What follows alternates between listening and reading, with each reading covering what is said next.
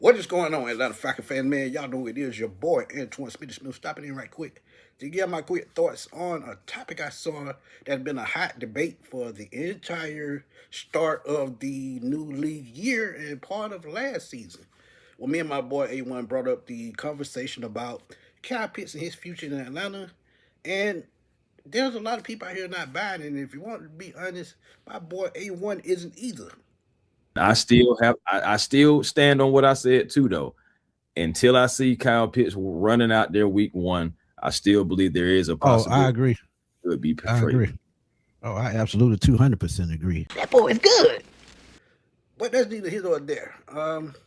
As y'all know, man, ESPN puts out great topics, and Dan Graziano, man, y'all know how he do it, man. He always, for some reason, comes up with these ideas, and sometimes they end up working out.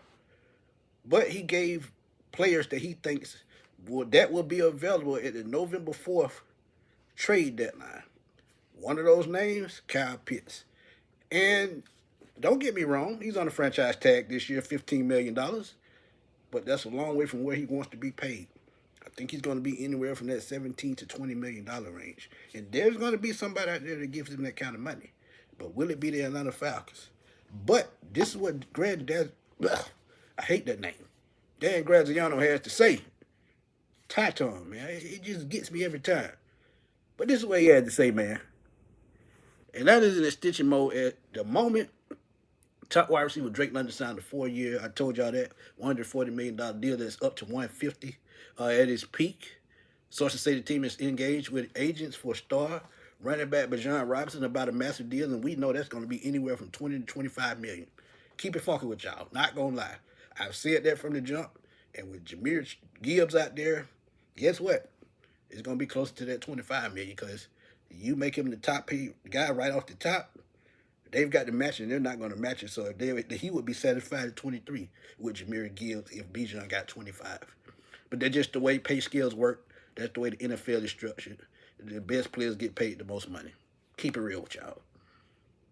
But it said Pitts could be part of that plan too. But he's scheduled to play on a $15 million franchise tag. If an extension does not get done by July 15th, right after my birthday, thank you very much. He calls off an 88 catch, 928 yard, 5 touchdown season. 5 touchdowns a career high. 928, the most since his rookie season. 88 catches, I think, is a career high. But the previous 4 campaigns were spotted with inconsistent health and production. And y'all remember that crazy throw by Marcus Mariota that caused that bad knee injury that he pretty much took 2 years to recover from? Yeah. And quarterback play, too. And then that goes for Drake as well. But said the Falcons, particularly with a new coaching staff and front office, might want to see how he fits in their new offense before committing long term. And that is the part right there. We got to see what this staff want to do. Front office, Matt Ryan. And if he does get a contract, it's going to be mainly because of Matt Ryan. Because Matt Ryan was actually his quarterback in his rookie year. How crazy is that? How often do you see that happen? So Matt Ryan might be his saving grace to get a long-term deal.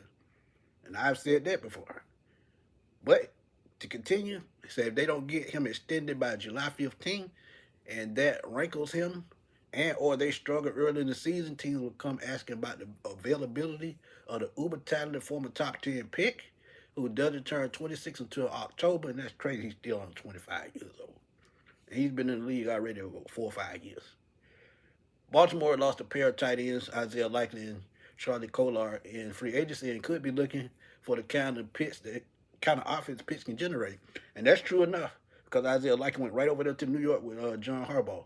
I don't know where Charlie Kolar went, but I could see Baltimore as a fit. But to break this down point blank, and I've told y'all before, you can't pay everybody. But again, Matt Ryan might be his saving grace. But you have to look at the fit as far as tight ends in this offense. Yes, it's a play action heavy offense, which is going to get a lot of these receivers more looks down the field. And to me, I think Bijan benefits more than anybody because when you get the play action running and going in the right direction and moving the ball downfield, stretching the field, opens up the run game. But Kyle Pitts, exceptional athlete, We saw that Tampa Bay game. We saw plenty of games. His first 5 years in the league, where we seen glimpses of how great he can be. Quarterback play, yes, that's a problem. But at the same time, what if this prevents you from signing one of your guys that you drafted last year from signing a long-term deal? Because if James Pitts comes back and he plays well, Jalen Walker continues to play as well. In 2 years, those guys can sign for an early extension, and will the Falcons have the money? See, these contracts sound good, but what are the long term ramifications? This is what I'm always trying to get y'all to see. But hey, I'm just saying, when you have the kind of money that they're going to have next year, you got to be smart with it. Yes, you can pay a lot of these players. Yes, you can backload a lot of the contracts. But long term ramification, what will it hold? And you got to think, next year they do have a first round pick. So some of that money is going to come out next year as well. So, I mean, look, it's just so many ways that you can look at this.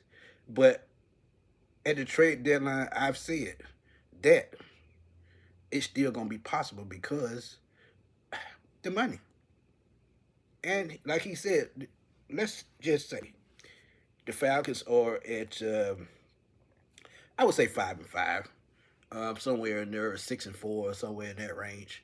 Um, what if Kyle Pitts is performing up to his level, but you have another veteran tight end, Austin Hooper, who's doing just good enough to hold it down if they decide to make a move?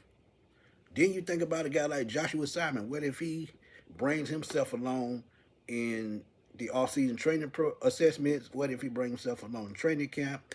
What if he, shines in preseason? He's just as athletic as Kyle Pitts. He has good hands, decent speed. What if he can come in and do the same job for a much lesser paycheck?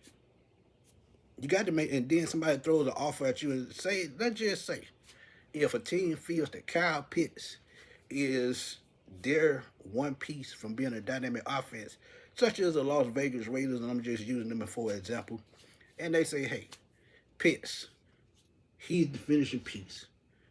Y'all right around 500. Yeah, we still got, somebody on the team that can give us production, and we can get a future first round pick or a future second round pick, and maybe more. You're not going to make that deal?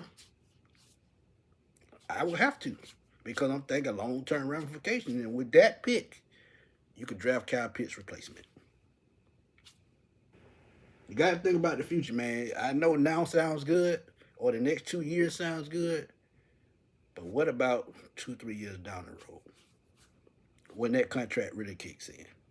And you can save that money towards something else, another position, or maybe bring in another star player for a cheaper price, or another role player or starter for a cheaper price. That's all I'm saying. But Dan Graziano, man, he thinks Kyle Pitts is still going to be available at the trade deadline. I can see it. What do you think? Drop them comments in the comment box. Let's debate. Let's have fun as always, man. Y'all know how we doing on Sports Machine. This your boy Antoine Smith signing off. I will holler at y'all soon, man. Peace.